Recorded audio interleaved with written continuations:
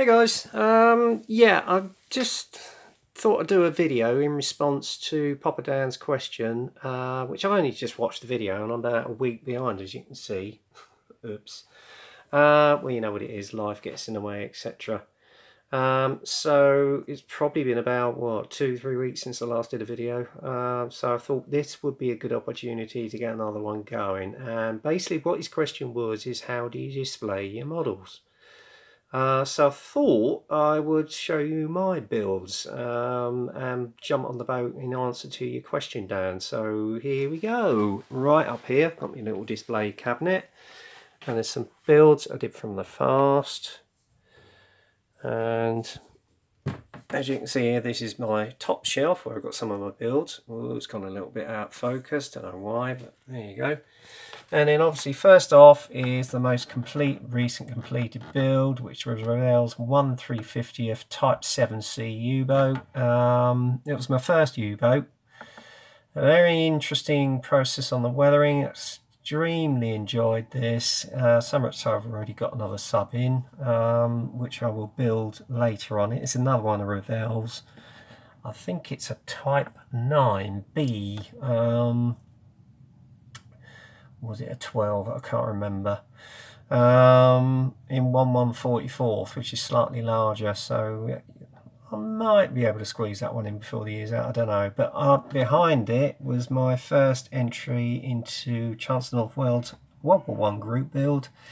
And this was built around about, where are we, a couple of years ago to mark the anniversary of the Battle of the Somme. So I was trying to reenact a battle, possibly in that sort of scenario during the Somme campaign. The actual base was from Fields of Glory Models, which is based at Camberley in Surrey here in England.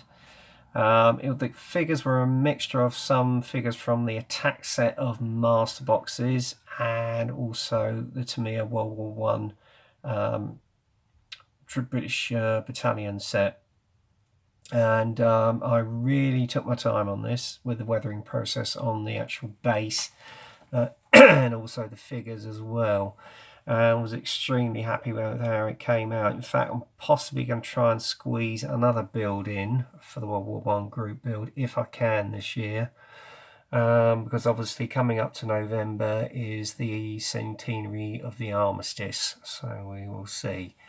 The next one was the Thomas Amsel-Gruber Tiger One build I did. Again, I used a base from Fields of Glory, and the actual figures were from Tamiya Tank Crew set. So yeah, and the actual kit was from the mid-production version by Dragon. And again, I did a lot of research on this and was very pleased at the way it ended up, actually. So yeah, then we jump on to the next one, which was my entry in this Steve Mottram's M Group build when he got 100 subscribers. It was to do with any vehicle, aircraft, submarine, ship with the letter M in it, and so I thought M4A3 Sherman. This was the one with the howitzer. And this basically was to reenact basically towards the end of the Ardennes offensive, whereby the Allies are coming into town and they've actually captured a German officer, which you can see when he was trying to get away in his Kubelwagen, but the front suspension broke. That's the story behind it. And this is supposed to be set during the latter part of the campaign, around about January 1945. The kits were both from Tamiya. Some of the figures came along with the kit as well on the Sherman, and the rest were used from Dragon's Ardennes Offensive 101st Airborne set. But as I say, again, the base itself was from Fields of Glory. And if you want to check out their website, by all means do so. They do some really good stuff on there. And then the next one next to that was my entry into the Bricks of Plastic Leopard Group build, which actually I think was the beginning of last year. and that was to do with any vehicle of the Leopard or sub-variant, and I chose to do Tamiya's Gepard after I had a little bit of a disaster with the initial Leopard 1. So, smashing little build. I mean, it is an old kit, but it still stands up very well in comparison to the Meng kits that you can get now. Or I think Takom do one as well. And the weathering process I actually did as a mental note for when I went to Tankfest at Bollington Tank Museum last year, just to make a note of how heavily covered in dust they were, and it makes it look as though it's been on army manoeuvres as well. So there you go. So basically that's what I've got in my cabinet, and then I've got one on the side here, which was my most recent completed build, and that was my entry into the Tiger One 75th anniversary group build. The actual base I actually got as a frame from my old clearance shop for about £2, believe it or not. I did very well out of that. And a lot of the groundwork and the trees were from Woodland Scenics. The kit itself again was another Dragon kit. It's the initial Tiger One. Around about the Leningrad region, circa 1942-43. And the crew figures were from Mini Arts Winter Cruise set, and the figures at the side of the Tiger were from the Cold Wind set. And as I say, I used Woodland Scenics for a lot of the weathering on it as well. Very pleased, very proud at how this came out, and this really was getting my mojo going. And I think all told it took me around about 3 months to complete. But yeah, it's one of my favourite builds, I have to say. And then moving along here, obviously down here I've got my reference library, which you can see. So I've got plenty of books there from modelling and terrain modelling, etc. Which I've learnt a lot from. And obviously because it's been recently the 75th anniversary of the Dam Busters raid, I've got a picture which I prize here. It's a still from the film itself, whereby Guy Gibson is giving the briefing, as it were, as depicted in the picture here, and it's signed by Richard Todd himself, who unfortunately is no longer with us. And yes, this is genuine, unlike a lot of fakes that you get off eBay. I had a certificate of authentication on this, and I actually contacted the buyer beforehand, and he assured me it was genuine. In fact, he showed me a picture of him signing it, so there you go, you can't get more genuine than that. So it's something I do treasure. And at the moment, this is my work in progress, as you can see. Yeah, I had a little bit of an accident with the Sea Harrier. This is my entry into the Hawker Harrier 50th anniversary buddy build, which actually finished around about a month ago, but I'm still cracking on with it. And I've been in the process of putting all the God knows how many stencils on this damn thing, and it's been sapping my mojo a little bit. But it's turning into a lovely build. I've had a little bit of an accident with it. I dropped it, banged off the pitot tube, unfortunately, and in the process took a chunk out the side of the wing here. But I've got a spare wing which I can actually cannibalise, and I'm more than likely going to be able to repair that, so that will be not noticeable.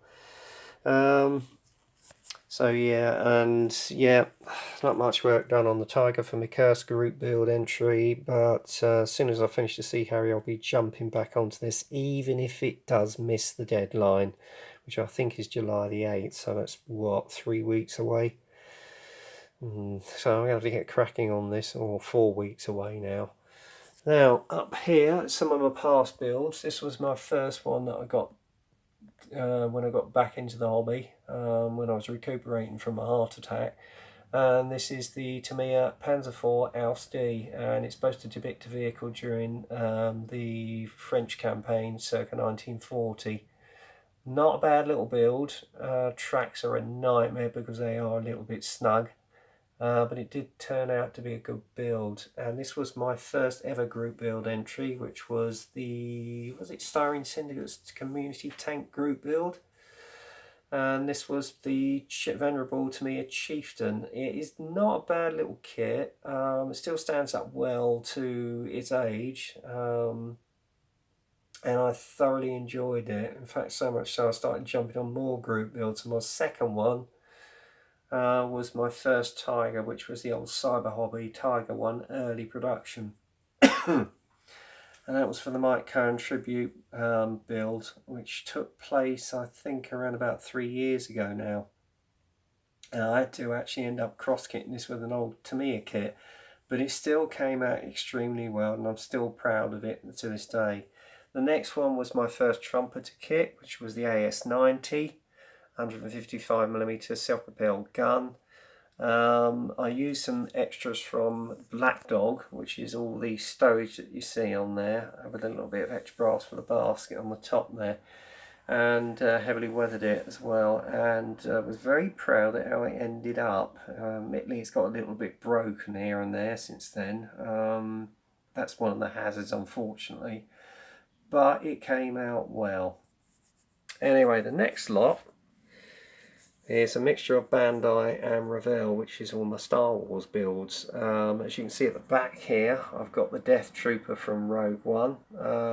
Really went together very, very well. Fit is absolutely beautiful, and it does look rather imposing. And then down here was Revell's 1/700th Death Star. Is it the Star Destroyer? Tiny little kit, but I just put some washes down to sort of accentuate the panel line detail on it, and it did come up well. And this was my first ever Bandai kit, which was the Stormtrooper from The New Hope, the original Stormtrooper. Again, excellent fit. I think I got it built within about 2 to 3 days, so I was very pleased, and that really got my mojo for more Bandai kits. And then this one is the AT-ACT from Rogue One, which is a Revell kit again, and yes, you do have the operating sound effects, if I can still get it going.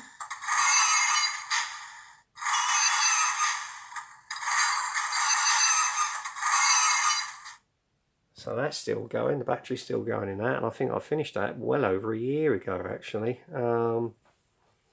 And it's supposed to depict the scene at the end of the film where they're coming forward over the beach, etc.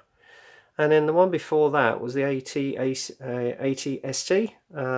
This is depicting one which was taken by the Ewoks and Chewie, and coming up to the main power plant to bust open the door so they could get in there and blow up the Death Star from The Empire Strikes Back. Again, excellent kit. I actually detail painted the interior and left the crew in there, although you can't see it, but you know it's there.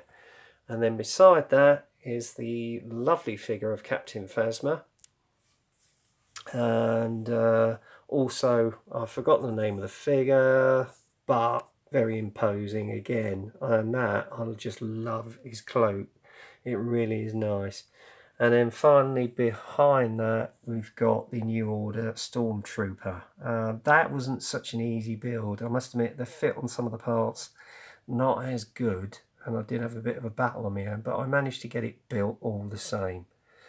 So basically guys, that's how I display my builds. I've got the ones in the cabinet which you saw over here, okay, and then obviously the Tiger initial production over here, and my current build which I'm working on, which is for the Hawker Harrier 50th anniversary group build. And ironically, around about now, 35 years ago, it was going on over in the Falklands.